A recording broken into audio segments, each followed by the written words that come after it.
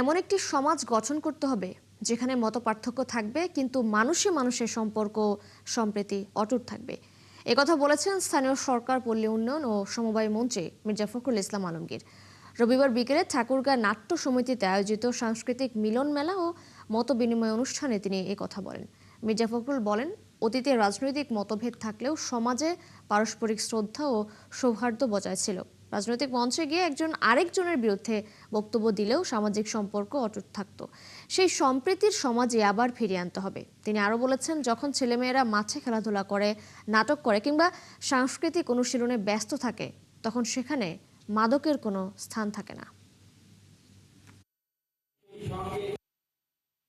রাজনীতি তো খুব কুটির জিনিস। রাজনীতি একটা বিভাজন করে। আমরা এই ঠাকুরগাঁতে সেই বিভাজনটা দেখতে চাই না। আমাদের অতীতের যে অভিজ্ঞতা, তাতে আমরা দেখলাম যে আমাদের পূর্বপুরুষরা, পূর্বসূরীরা তারা একসাথে বসে বিরোধী দোকানে চা খেত। বিরোধী একটি ডিফারেন্ট পলিটিক্যাল পার্টি। আবার রাস্তায় গিয়ে যেমন মাঠে যেতে বক্তৃতা করতেন বিরুদ্ধে, কিন্তু একখানি সমাজে একখানি করে থাকে। সেই পরিস্থিতি, সেই সমাজ আবার ফিরিয়ে আনতে চাই। এটা আপনারা একটু সাহায্য করেন। আমার বিশ্বাস এখানে যারা ছেলেরা আছে তারা সবাই এই ব্যাপারে উদ্যোগী হবে, কাজ করবে। শহীদ প্রেসিডেন্ট জিয়াউর রহমান ৭১-এ মহান মুক্তিযুদ্ধের মধ্য দিয়ে একটি স্বাধীন সার্বভৌম রাষ্ট্র এনে দিয়েছেন বলে মন্তব্য করেছেন বিএনপির ভাইস চেয়ারম্যান ও মোহামেডান স্পোর্টিং ক্লাবের সভাপতি বরকতুল্লাহ বুলু। রবিবার বিকেলে নোয়াখালীর বেগমগঞ্জের রামগঞ্জে শহীদ জিয়া স্মৃতি ফুটবল টুর্নামেন্টের উদ্বোধনী অনুষ্ঠানে এসব বলেন তিনি। বরকতুল্লাহ বুলু আরও বলেন, শহীদ প্রেসিডেন্ট জিয়াউর রহমান জীবন দিয়েছেন, বেগম খালেদা জিয়াও দেশের স্বাধীনতা ও সার্বভৌমত্ব রক্ষার প্রশ্নে ও গণতন্ত্রের প্রশ্নে আপোষ করেননি। তাদের সন্তান তারেক রহমানও দেশের সার্বভৌমত্ব রক্ষায় কোনো বিদেশিদের সাথে আপোষ করবেন না। বিএনপি নেতা ইউসুফ মোল্লার সভাপতিত্বে এ সময় জেলা বিএনপির সাবেক সদস্য শামীমা বরকত লাকি, বেগমগঞ্জ উপজেলা বিএনপির আহ্বায়ক কামাখ্যা চন্দ্র দাস সহ আরও অনেকেই উপস্থিত ছিলেন। প্রেসিডেন্ট জিয়া রহমান আমাদের একটি মানচিত্র এনে দিয়েছেন, একটি পতাকা এনে দিয়েছেন, আমাদের একটি স্বাধীন সার্বভৌম রাষ্ট্র এনে দিয়েছেন। সেই কারণে 1971 সাল আমাদের বেসমেন্ট, 1971 সালে 30 লক্ষ শহীদের রক্তের সাথে যারা বেইমানি করবে তারাই বাংলাদেশের সাথে বেইমানি করে। গাইবান্ধা জেনারেল হাসপাতালে পরিদর্শন করেছেন স্বাস্থ্যমন্ত্রী মোহাম্মদ সরদার শাহাদাত হোসেন। এ সময় 3 দিনের মধ্যে হাসপাতালের অনিয়ম ও দুর্নীতি বন্ধের নির্দেশ দেন তিনি। রবিবার গাইবান্ধা জেনারেল হাসপাতালে গিয়ে রোগীদের সাথে কথা বলে নানা অনিয়ম ও সমস্যার কথা শুনেন স্বাস্থ্যমন্ত্রী। পরে তিনি হাসপাতাল কর্তৃপক্ষকে সকল অনিয়ম ও দুর্নীতি বন্ধের নির্দেশ দেন। এছাড়াও জেলা হাসপাতালের ডাক্তার, ঔষধ ও অবকাঠামো সংকট নিরসন সহ প্রত্যন্ত গ্রামাঞ্চলে স্বাস্থ্যসেবা পৌঁছে দেওয়ার আশ্বাস দেন তিনি। এর আগে গোবিন্দগঞ্জ উপজেলা স্বাস্থ্য কমপ্লেক্সে পরিদর্শন করে নানা অব্যবস্থাপনা দেখে অসন্তোষ জানান মন্ত্রী। এ সময় দায়িত্বে অবহেলা ও অনিয়মের অভিযোগে sub assistant community medical officer Hedayetul Islam চৌধুরীর বিরুদ্ধে ব্যবস্থা নেয়ার নির্দেশ দেন তিনি। আর জরুরি বিভাগের আবাসিক মেডিকেল অফিসার ডাক্তার জিল্লুর রহমানকে সতর্কতাপত্র দেওয়ার নির্দেশ দেন। আমি যদি চোখে দেখে গেলাম অনেক অব্যবস্থাপনা এখানে আছে, অনেক অ্যাবসেন্ট আছে, অনেক দেরিতে আসা আছে। আমি যা যথাযথ কার্যক্রম আমি এখান থেকে গিয়ে ঢাকা থেকে এগুলি নির্বাচন সব নোট করে নিয়েছি। যথাযথ কার্যক্রম নেওয়া হবে।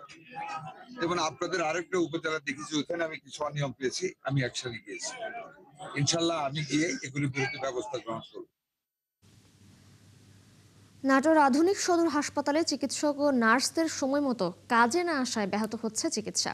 রোগীদের অভিযোগ, দীর্ঘ সময় অপেক্ষার পরও অনেকেই ডাক্তার দেখাতে পারছেন না। হাসপাতালে ইনডোরে ভর্তি রোগীদেরই একই ভোগান্তির মুখে পড়ছে আউটডোরের রোগীরাও। যারা দেরি করছেন তাদের বিরুদ্ধে বিভাগীয় ব্যবস্থা নেওয়ার আশ্বাস দিয়েছেন সিভিল সার্জন। বুলবুল আহমেদের প্রতিবেদন। নাটোরের ২৫০ শয্যা জেনারেল হাসপাতাল জেলার নিম্ন ও মধ্যবিত্ত মানুষের চিকিৎসার প্রধান ভরসা। প্রতিদিন ভোর থেকেই দূর দূরান্ত থেকে আসা রোগীরা টিকিট কেটে চিকিৎসকের জন্য লাইনে দাঁড়ান। কিন্তু ভুক্তভোগীরা জানান সকাল 8টায় দায়িত্ব পালনের কথা থাকলেও অনেক চিকিৎসক ও নার্সরা সময় মতো আসেন না। এতে ঘন্টার পর ঘন্টা অপেক্ষা করতে হয় রোগীদের। এই যাবত এই জায়গাতেই বসে আছি, 7টার সময় এসে ডাক্তারের কোনো খবর নাই। 10টা বাজে এই তাই সেখানে বসে আছে গোটে আসবে তাই কইছে বলেছে।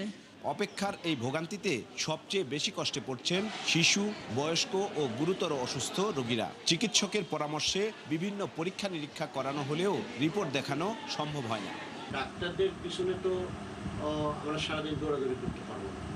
আমরা হয়তো আপনাদের অনুরোধ করবো আপনাদের মাধ্যমে যে যারা মাননীয় ডাক্তার সাহেবরা আছেন তারা যাতে সময় মতো আসেন। অভিযোগের বিষয়ে জানতে চাইলে কয়েকজন চিকিৎসক, নার্স ও স্টাফ ক্ষোভ প্রকাশ করেন। দিদি, আপনি কি আসলেন না চলে যাচ্ছেন? কেন মানে কয়টায় আসলেন ডিউটিতে? হ্যাঁ, আপনাকে কৈফিয়ত দিব কেন?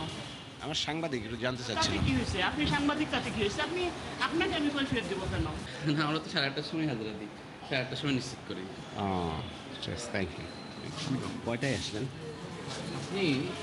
আমি তো এখানকার আপনি অফিস কর্তৃপক্ষ আছেন, ওখানে যে কথা বলুন। তবে চিকিৎসক ও নার্সদের দেরিতে আসার বিষয় স্বীকার করেছেন জেলার সিভিল সার্জন ও হাসপাতালের তত্ত্বাবধায়ক। জানান সবাইকে নির্ধারিত সময়ে কর্মস্থলে উপস্থিত থাকার কঠোর নির্দেশ দেওয়া হয়েছে।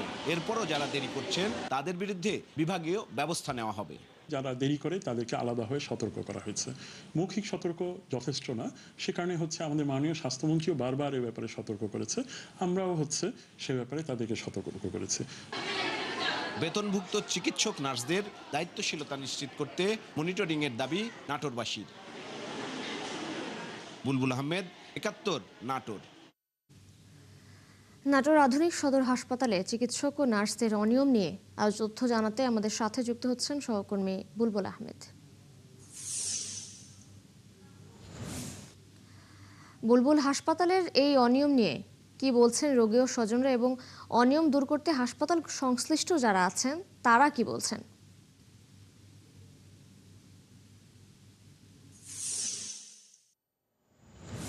হাসপাতালের সংশ্লিষ্ট যারা রয়েছেন, হাসপাতালের দায়িত্বপ্রাপ্ত, তারা কিন্তু এই বিষয়ে কোনো সদুত্তর দিতে পারেননি। তারা বলছেন যে যারা দেরিতে আসছেন তাদেরকে শোকজ করা হয়েছে এবং তাদেরকে সতর্ক করা হয়েছে। ভবিষ্যতে যদি এই পুনরাবৃত্তি ঘটতে থাকে তাহলে তাদের বিরুদ্ধে বিভাগীয় ব্যবস্থা নেওয়া হবে। আর রোগীরা কিন্তু আপনার নিশ্চয়ই তিশা, আমি এই মুহূর্তে সদর হাসপাতালে রয়েছে, ৮২ শয্যার হাসপাতালে। এখানে কিন্তু রোগীরা এই ভোর থেকে কেউ ৫টায় এসেছেন, কেউ 6টায় এসেছেন, অপেক্ষা করছে এবং ৮টা থেকে এই হাসপাতালের আউটডোর খোলার কথা। তারপরে কিন্তু তারা এই টিকিট কেটে আবার ডাক্তারের চেম্বারের সামনে কিন্তু লাইনে দাঁড়াবেন। তো এই যারা এই দায়িত্বে রয়েছেন, যারা টিকিট দিবেন, তারাই কিন্তু দেরি করেন। একই সাথে যেহেতু চিকিৎসকরাও দেরি করেন, তার ফলে কিন্তু মানুষের চরম ভোগান্তি হচ্ছে। এবং এই বিষয়গুলো যারা দেখবেন, বিশেষ করে হাসপাতালের যিনি তত্ত্বাবধায়ক, এই বিষয়টি খেয়াল করবেন। এই হাসপাতালে রেগুলার কোনো তত্ত্বাবধায়ক নেই। সিভিল সার্জন তিনি এই হাসপাতালের তত্ত্বাবধায়ক হিসেবে ভারপ্রাপ্ত আছেন। তো এই গুরুত্বপূর্ণ পদে যদি কাউকে নিয়োগ দেওয়া যায় এককভাবে, যে তত্ত্বাবধায়ক হাসপাতালের, তাহলে কিন্তু এই সমস্যাগুলোর সমাধানের জন্য তত্ত্বাবধায়ক সঠিক সময়ে এসে কিন্তু এগুলো তদারকি করতে পারেন। কিন্তু যেহেতু সিভিল সার্জন এবং তত্ত্বাবধায়ক একই ব্যক্তি, সে কারণে কিন্তু তার অফিস শেষ করে এখানে আসার পরে তিনি ঠিক মতন মনিটরিং করতে পারেন না। একই সাথে এই হাসপাতালের যারা আবাসিক চিকিৎসক বা আরএমও রয়েছেন, তারাও কিন্তু নিজেরা দেরি করে আসছেন। ফলে যারা মনিটরিং করবেন বা যারা এই বিষয়গুলো নিশ্চিত করবেন যে ডাক্তার, নার্স, অন্যান্য স্টাফরা কখন আসছেন এবং ঠিক মতন আসছেন কিনা, এবং এই হাসপাতালে কিন্তু তিশা ফিঙ্গারপ্রিন্টের মাধ্যমে হাজিরার নিশ্চিত করার ব্যবস্থা রয়েছে। তার ফলে কিন্তু এই হাসপাতালে কারা কখন আসছেন, ডাক্তার, নার্স কে কখন আসছেন, সেটির কিন্তু এই রেকর্ড রয়েছে। গত 6 মাস কিংবা তারও বেশি সময়ে যদি রেকর্ড দেখা হয়, তাহলে দেখা যাবে যে 75 থেকে 80% ডাক্তার, নার্সরাই কিন্তু দেরিতে আসছেন। তো এই সমস্যার সমাধানের জন্য এই হাসপাতালে যেন একজন তত্ত্বাবধায়ক রেগুলার দেওয়া হয়, সেটি এই নাটোরবাসীর চাওয়া। একই সাথে তারা বলছেন যে তত্ত্বাবধায়ক যেহেতু লোভনীয় পদ, এখানে কোটি টাকার MSR এর সামগ্রী কেনা হয়, তার ফলে কিন্তু এই গুরুত্বপূর্ণ পদে সিভিল সার্জনরা বা অন্যরা আসতে চান। তো এই বিষয়টা যাতে সরকার দেখে, সেটি নাটোরবাসীর চাওয়া। তিশা। বুলবুল আহমেদ, ধন্যবাদ আপনাকে যুক্ত হওয়ার জন্য। দর্শক, নাটোর আধুনিক সদর হাসপাতালে চিকিৎসক ও নার্সদের অনিয়মের খবরাখবর জানাচ্ছিলেন আমাদের সহকর্মী বুলবুল আহমেদ। ময়মনসিংহের ফুলবাড়িয়ায় নিখোঁজের 10 দিন পর পুকুর থেকে কাস্টমস কর্মকর্তা রায়হান তালুকদারের বস্তাবন্দি মৃতদেহ উদ্ধার করেছে পুলিশ। দুর্গন্ধ ছড়ানোর পর রবিবার রায়হানের বাড়ির পাশের পরিত্যক্ত পুকুর থেকে তার মৃতদেহ উদ্ধার করা হয়। তিনি কমলাপুর কাস্টমস হাউসের নিরাপত্তা শাখায় কর্মরত ছিলেন। এর আগে গত 24 জুলাই নিজ বাড়ি থেকে নিখোঁজ হয় রায়হান। স্বজনরা জানান, নিখোঁজের দিন থেকে তার কেয়ারটেকার রাজু ও জিতুল আত্মগোপনে চলে যায়। তাই এটিকে পরিকল্পিত হত্যাকাণ্ড বলছেন তারা। গত 27 জুলাই রায়হানের নিখোঁজের বিষয়ে পরিবারের পক্ষ থেকে ফুলবাড়িয়া থানায় সাধারণ ডায়েরি করা হয়েছিল। এদিকে পুলিশ জানিয়েছে, মৃতদেহ ময়নাতদন্তের জন্য ময়মনসিংহ মেডিকেল কলেজ হাসপাতালের মর্গে রাখা হয়েছে।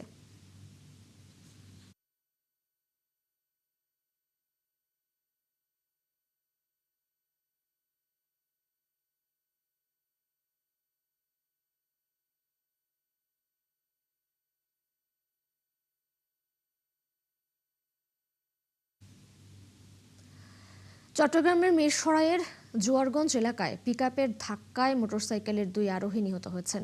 নিহতরা একই মসজিদের ইমাম ও মুয়াজ্জিন। রবিবার জোয়ারগঞ্জের চৌধুরীহাট এলাকার পুরাতন মহাসড়কে এই দুর্ঘটনা ঘটে।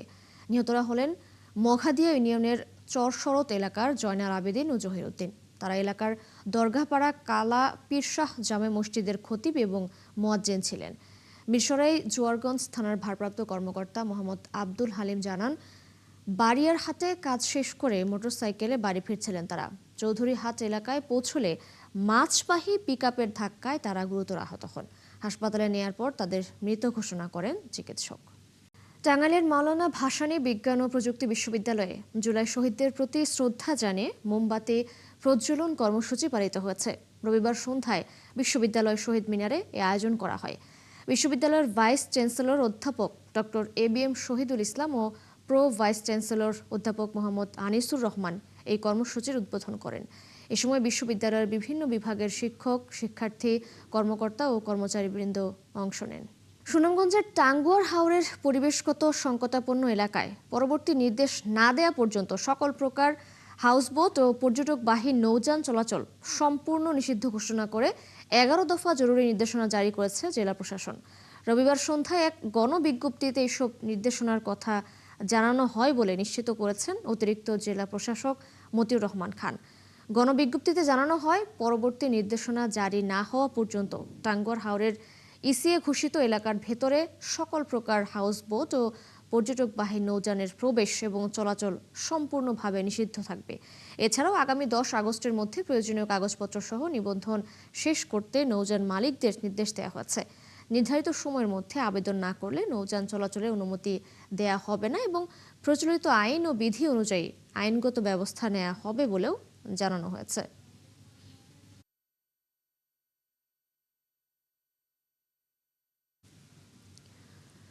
দর্শক, হাওরে হাউসবোট নিষেধাজ্ঞার বিষয়ে আরো তথ্য জানাতে আমাদের সাথে যুক্ত হচ্ছেন সহকর্মী শহীদ নূর আহমেদ।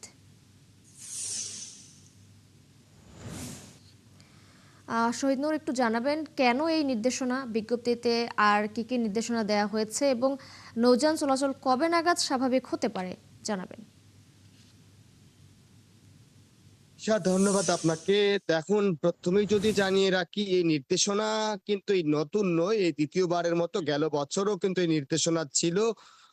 পরিবেশ সংকটাপন্ন এলাকা যেটি বলা হচ্ছে টাঙ্গুয়ার হাওরের, সেই টাঙ্গুয়ার হাওরের একটি সুরক্ষিত এলাকায় যাতে হাউসবোট বা ইঞ্জিল চালিত নৌকা চলাচলে এই 11 দফা নির্দেশনা দেয়া হয়েছে। এবং এই নির্দেশনা কিন্তু প্রথমেই জানিয়ে রাখি, এটি টাঙ্গুয়ার হাওরে হাউসবোট চলাচল বা ইঞ্জিল চালিত নৌকা সেটি একেবারেই বন্ধ তা কিন্তু নয়।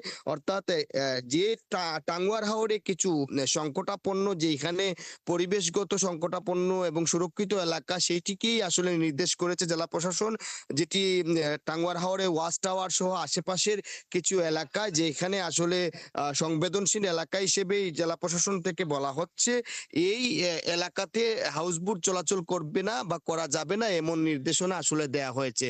তবে গতকাল থেকে আমরা দেখেছি যে সামাজিক যোগাযোগ মাধ্যম থেকে শুরু করে মিডিয়ায় আসলে প্রচার হচ্ছে একেবারে টাঙ্গুয়ার হাওরেই নিষিদ্ধ দেয়া হয়েছে, সেটি কিন্তু আসলে টাঙ্গুয়ার হাওর না। জেলা প্রশাসন বলছে যে দীর্ঘদিন ধরে আসলে টাঙ্গুয়ার হাওরের পরিবেশবাদী সংগঠন এবং যারা টাঙ্গুয়ার হাওরের অধিকার আদায়ে রয়েছেন তারা বলছেন যে পর্যটনের এই কারণে বিভিন্নভাবেই কিন্তু টাঙ্গুয়ার হাওর ক্ষতিগ্রস্ত হচ্ছে। এই কারণে সুরক্ষিত এলাকায় যাতে ইঞ্জিন চালিত নৌকা না চলাচল করে সেই ক্ষেত্রে আসলে তাদের নির্দেশনা দেয়া।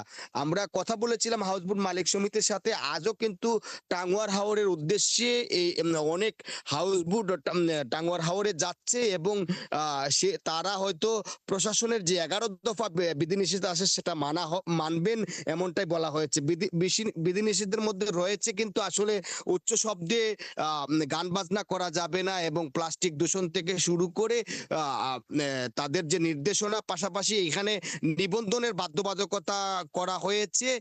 অর্থাৎ বলা যায় যে টাঙ্গুয়ার হাওরে যে হাউসবোট গুলো এতদিন যাবত চলছে প্রায় 5 শতাধিক হাউসবোট, সেই হাউসবোটকে একটি নিয়ম শৃঙ্খলার মধ্যে নিয়ে আসাই হচ্ছে এই নির্দেশনার একটি বিষয়। আমি কথা বলেছিলাম অতিরিক্ত জেলা প্রশাসক মতিউর রহমান খানের সাথে, তিনি বলেছেন আজ তারা এই বিষয়ে বিস্তারিত কথা বলবেন হাউসবোট মালিক সমিতি এবং যারা পর্যটন এই খাতে রয়েছেন তাদের সাথে। এই নির্দেশনা কার্যকর করার ক্ষেত্রে তারা আসলে বদ্ধপরিকর, কেননা পরিবেশগতভাবে এই টাঙ্গুয়ার হাওর ক্ষতিগ্রস্ত হয়েছে। আমরা কথা বলেছিলাম টাঙ্গুয়ার হাওরে হাউসবোট চলাচলকারী মালিক সমিতির সাথে, তারা বলেছেন যে তারা আজও আসলে নৌকা ছাড়ছেন, তবে প্রশাসনের যে কড়াকড়ি নির্দেশনার কারণে অনেক বুকিং তাদের আসলে বাতিল হচ্ছে। তবে এটি তারা পর্যটকদের ভুল বোঝাবুঝির কারণে এমনটা হচ্ছে বলে জানিয়েছেন। তো সুনামগঞ্জের টাঙ্গুয়ার হাওরে এখন পর্যন্ত একটি বিধিনিষেধ আজকে থেকে কার্যকর হবে এই সুরক্ষিত এলাকায়। তিশা, ধন্যবাদ। শহীদ নূর আহমেদ আমাদের সহকর্মী সুনামগঞ্জের টাঙ্গুয়ার হাওর থেকে যুক্ত ছিলেন।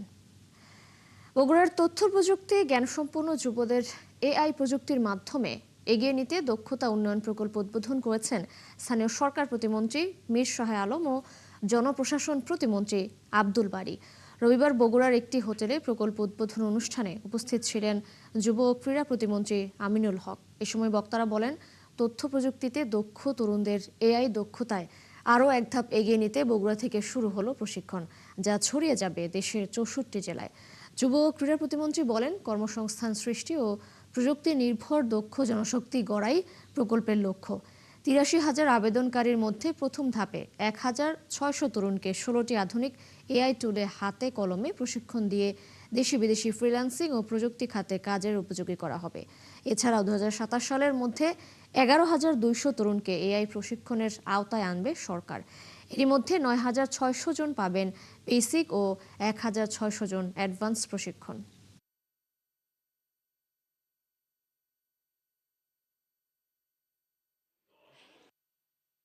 বর্তমান সরকারের প্রধান লক্ষ্য হচ্ছে কর্মসংস্থান এবং প্রত্যেকটি যুব এবং যুব নারীকে স্বনির্ভর করা এবং তারা যাতে দেশে বিদেশে কর্মসংস্থান নিশ্চিত করে আমরা যাতে তাদের মাধ্যমে বৈদেশিক মুদ্রা অর্জন করতে পারি, সেটাই হচ্ছে আমাদের এই প্রযুক্তির আজকের বাস্তবায়নের প্রধান লক্ষ্য। এই পর্যায়ে যারা আছে দেখবেন গ্রামের সবচাইতে ভদ্র নিরীহ বলে পরিচিত যে সমস্ত ছেলে মেয়েরা, তারাই এই কার্যক্রমের সাথে জড়িত এবং দেখবেন এরাই পৃথিবীর অন্যান্য দেশের সঙ্গে তাল মিলিয়ে সারা রাত জেগে পরিশ্রম করে পয়সা ইনকাম করছে, দেশের জন্য ডলার নিয়ে আসছে, রেমিটেন্স নিয়ে আসছে এবং এরাই হচ্ছে আমাদের দেশের জন্য অহংকার এবং গর্বিত সন্তান। ভাগ্য বদলের আশায় প্রতি বছর হাজারো তরুণ পাড়ি জমান প্রবাসে। কেউ সফল হন, কেউ ফিরে আসেন ভাঙা স্বপ্ন নিয়ে। তবে রংপুরের মোহাম্মদ মাসুদ রানার গল্পটা একটু ভিন্ন। প্রবাসে শেখা একটি দক্ষতাকে তিনি পরিণত করেছেন সাফল্যের মূলধনে। নিজের কর্মসংস্থানের পাশাপাশি সৃষ্টি করেছেন আরও 15 জনের কর্মসংস্থান। তার এই ঘুরে দাঁড়ানোর গল্প এখন অনেক তরুণের জন্য অনুপ্রেরণার। শাহবাজিদ আহমেদের প্রতিবেদন, ছবি তুলেছেন শাহিন আলম। 2007 সালে উন্নত জীবনের স্বপ্ন নিয়ে মালয়েশিয়ায় যান মাসুদ রানা। কোনো কারিগরি দক্ষতা না থাকায় একটি কারখানায় স্বল্প বেতনে কাজ করতেন তিনি, কিন্তু খুব দ্রুতই উপলব্ধি করেন শুধু শ্রম দিয়ে নয়, দক্ষতা অর্জনের মাধ্যমে বদলানো সম্ভব জীবনের গল্প। সেই সিদ্ধান্তই বদলে দেয় তার জীবন। ফ্যাক্টরির চাকরি ছেড়ে কম বেতনে যোগ দেন একটি অটোমোবাইল গ্যারেজে, হয়ে ওঠেন দক্ষ মোটর মেকানিক। বাড়তে থাকে আয়, বাড়ে আত্মবিশ্বাসও। আমার জীবন চলা সম্ভব, কিন্তু এই বেতনে ভবিষ্যৎ গড়া আমার সম্ভব না। তখন আমি চিন্তাধারা করলাম যে কিছু একটা হাতের কাজ শিখতে হবে। তখন আমি ফ্যাক্টরি থেকে বাইরে আমি এরকম একটা ওয়ার্কশপে হেল্পার হিসেবে জয়েন করি, ওখান থেকে দক্ষতা অর্জন করি। কিন্তু 2020 সালে ছুটিতে এসে করোনা মহামারীর কারণে আটকে যান দেশে। নিজের দক্ষতাকে কাজে লাগিয়ে গড়ে তোলেন রানা অটো কেয়ার। ছোট্ট গ্যারেজটি খুব অল্প সময়ে গ্রাহকদের আস্থা অর্জন করে। এখানে 12 জন আছে, আমার 3টা গাড়ি আছে, ওখানে 3 জন আছে, অলমোস্ট আমার 16-17 জন এখন ওয়ার্কার আছে, কাজের লোক আছে। তাই এটা আরও বড় পরিসরে করতে চাই যদি আমি সরকারি বা বেসরকারিভাবে সহযোগিতা পাই। নিজের সাফল্যের পর মাসুদের লক্ষ্য হয় আরও তরুণকে দক্ষ করে গড়ে তোলা। বিশ্বব্যাংক ও পল্লী কর্মসহায়ক ফাউন্ডেশনের যৌথ অর্থায়নে পরিচালিত প্রকল্পের আওতায় নিয়মিত প্রশিক্ষণ দিচ্ছেন বেকার তরুণদের। আমি এখানে 3 বছর ধরে কাজ শিখতেছি রেস প্রজেক্টের মাধ্যমে। এখানে ট্রেনিং দেওয়ার পর ওস্তাদ আমাকে এখানে নিয়ে নিছে। আমার নিজে একটা প্রতিষ্ঠান তৈরি করার জন্য আমি চেষ্টা করতেছি, এবং আমি প্রতিষ্ঠান দেওয়ার পরে আরও 2-1জনকে চালাতে পারি, সেইভাবে আমি কাজ শিখতেছি। ভবিষ্যতে কাজ কাম শিখে আমার ভবিষ্যতে একটা গ্যারেজ দেওয়ার পরিকল্পনা আছে। আরও কিছু ভালো দক্ষভাবে ভালো প্রশিক্ষণ করে নিচ্ছে, সব মিলিয়ে কাজ করিয়ে বিদেশেও গেলেও ভালোভাবে করতে পারবে। বর্তমানে গ্যারেজ ও পার্টস ব্যবসা মিলিয়ে 15 জন স্থানীয় যুবকের স্থায়ী কর্মসংস্থান হয়েছে তার প্রতিষ্ঠানে। নতুন করে যে সমস্ত বাজার ভিত্তিক যে সমস্ত ট্রেড আছে, সেই সমস্ত ট্রেডে এই যুবকদেরকে স্কিল করে তোলা, যাতে করে তারা নিজে কর্মসংস্থানের সুযোগ সৃষ্টি হয় এবং বিদেশে গিয়ে তারা যেন তারা রেমিটেন্সে আপনার দেশের সহযোগিতা করতে পারে। বেকারত্ব আর অনিশ্চয়তার এই সময়ে মাসুদ রানার গল্প যেন এক অনুপ্রেরণা। প্রশিক্ষণ ও সহায়তা পেলে একজন তরুণ শুধু নিজেকে নয়, বদলে দিতে পারেন আরও অনেক মানুষের জীবনের গল্প। শাহ বাইজিদ আহমেদ, 71, রংপুর। দর্শক, চলছে দেশচোখ সরাসরি সংবাদ অনুষ্ঠান দেখতে চোখ রাখুন 71-এর ফেসবুক পেজে এবং সাবস্ক্রাইব করুন 71-এর ইউটিউব চ্যানেল। থাকুন 71-এর সাথেই।